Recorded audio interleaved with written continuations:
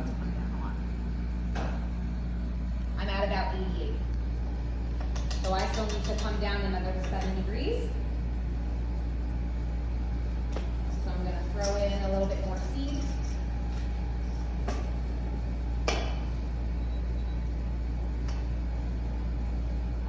Start getting used to feeling with your forearm to see, like, and on the bottom of your bowl. No, that makes me feel so weird. I'm actually going to move this to the marble for a second. Your marble is going to be a little bit cooler, so it's going to help the bottom of your chocolate come down. I don't think that first dip is going to set in 5 minutes, but I want you guys to see the process of what it looks like when it's tempered and what it looks like when it's not tempered. So you should be dipping as you go. I wouldn't recommend using parchment paper because it absorbs the chocolate rather than just lets the chocolate set on it. So you should use either a paring knife or a small spatula to do it. That way you can do multiple tests right on top of each other so you can see the progress that it's making. And make sure you're paying attention to how long it's taking for it to set. If I come over to your station and I say, how long has this been sitting for? And you go, I don't know. Not good.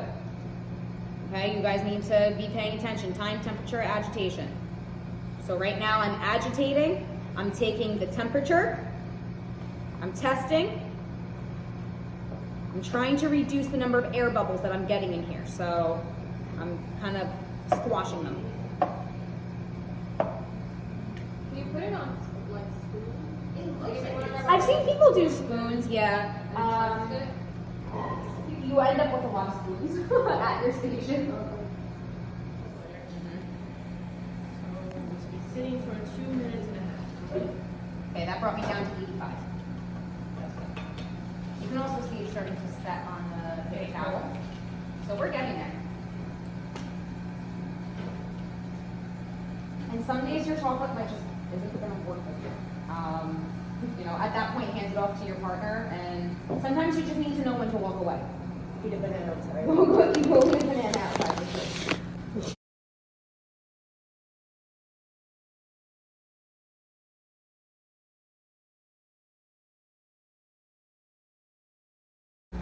The first dip, I always do the length of the spatula. That way I can dip on top of it and it'll be staggered so I can see the progress that it makes.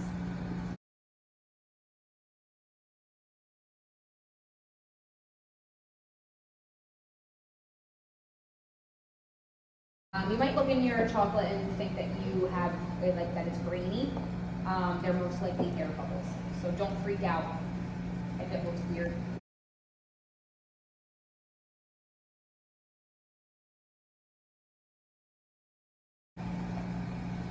So you might add all of your seed, you might add a little bit more seed. If you bring your temperature above 122 and you start, say you're at like 140 and you start seeding, you're going to be adding way more seed than you would if it was at 122 when you started seeding. So my recommendation, if you overheat it and you haven't compromised the graininess, you want to feel it between your fingers to make sure that it's not grainy before you begin. I would just let it sit at room temp until it comes back down to 122 and then start seeding. Otherwise, you're going to be adding like another pound of chocolate into your base chocolate to get it down in temp.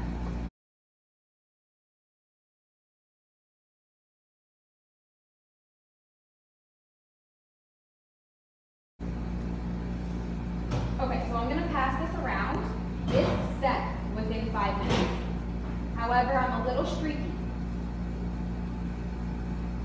So you want to like just shine it in the light back and forth, and you can see little streaks of cocoa butter running through it.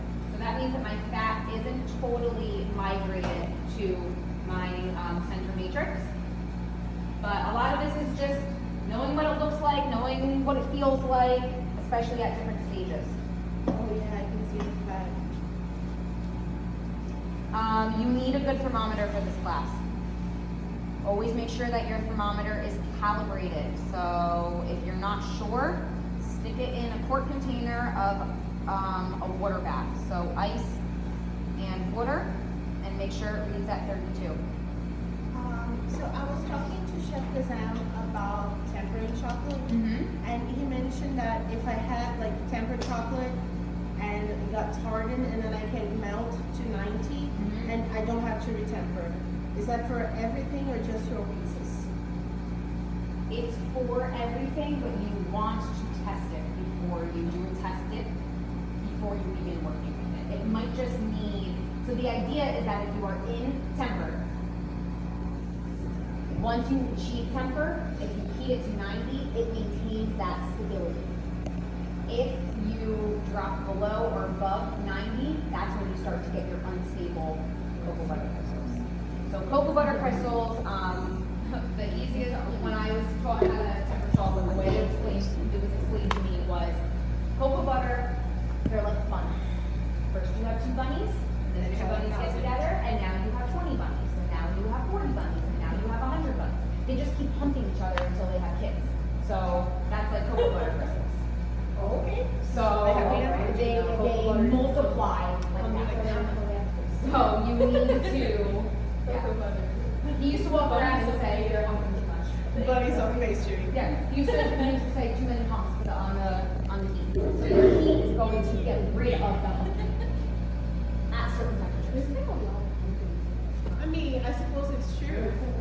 It's too hot outside. See that I'm cleaning my bowl on the outside so that my spatula isn't getting dirty. If you get a little bit of chocolate on the outside, make sure you wipe it down. Otherwise, it's going to be on your spatula, then it's going to be on your hands, and it's going to be on your jacket, and it's going to be all over. Like bunnies. Like bunnies. It went all the way around. You guys got it?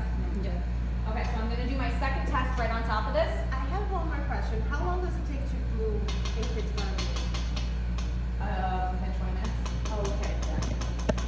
So like if I do that, if I have in temper and then it gets hard and then I melt, so like should I wait 20 minutes to test? No. No? As soon as it melts at 90, you want to make sure you're keeping it at 90. Okay. And then test. Okay. So once I get this in temper, so I'm going to go back on my heat, bring this up to 90, and then I want to make sure that I am maintaining it between 86 and 90 degrees. That's my working temp, or my working range. Okay, so you want a nice gentle steam on this, no bubbles. I'm on medium heat. Wait, what was the working range again? 86 to 90.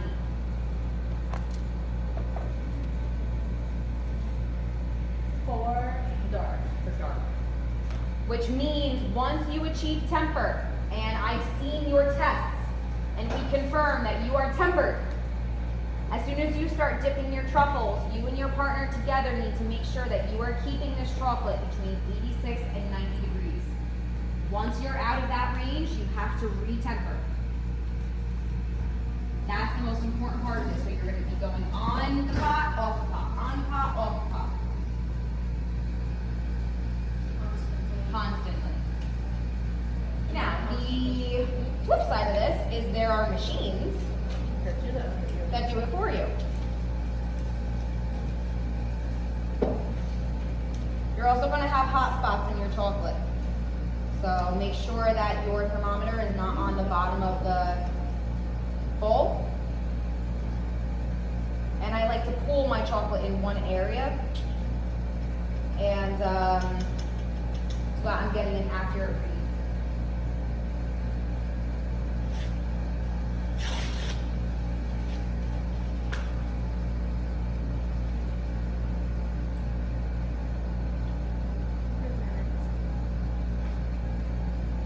Going to be a really good thing for you guys to see. So as I'm looking at it, I see that my cocoa butter is no longer streaky, and it's setting really, really nicely.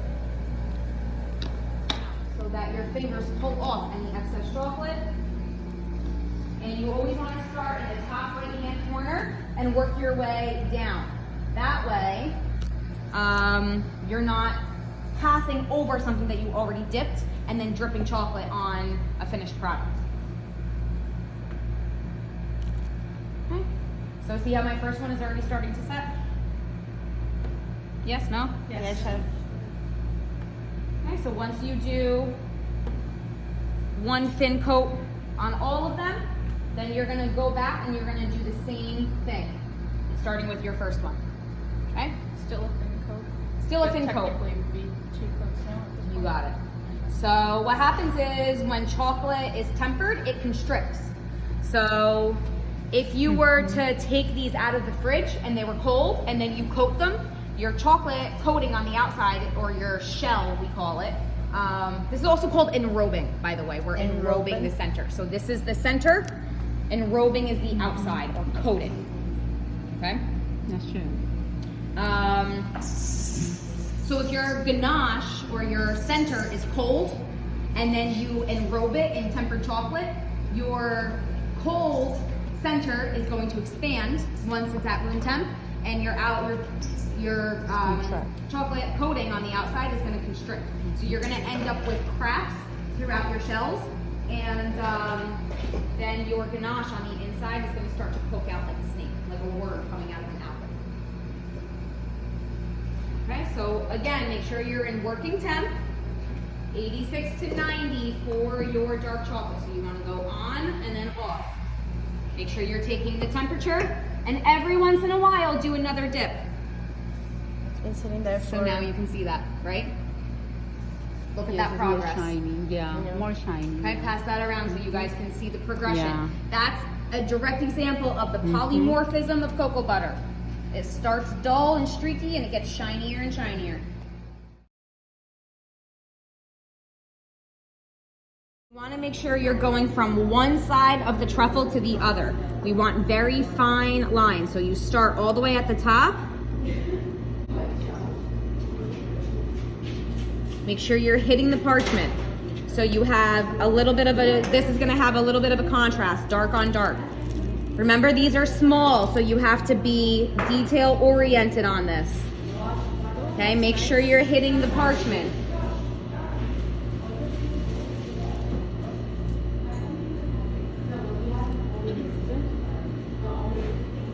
Maybe. Oh, we're good, we're good, we're good. Okay.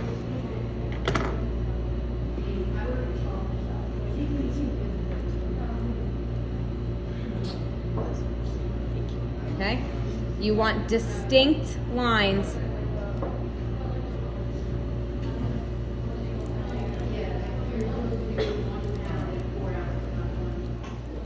Coat it Coffee. in the chocolate.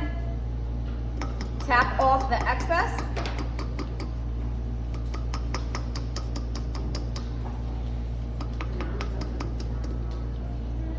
Into toasted, chopped, and salted pecans.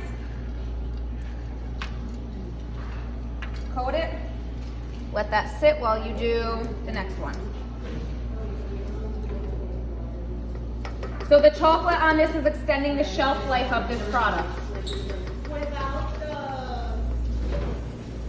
the chocolate coating, it would only be like sticky and Exactly. And the humidity and temperature would affect it greatly,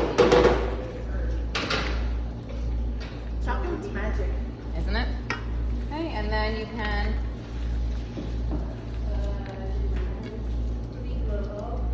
shake off the excess nuts. And there you go. There's your butter crunch. Isn't that nice?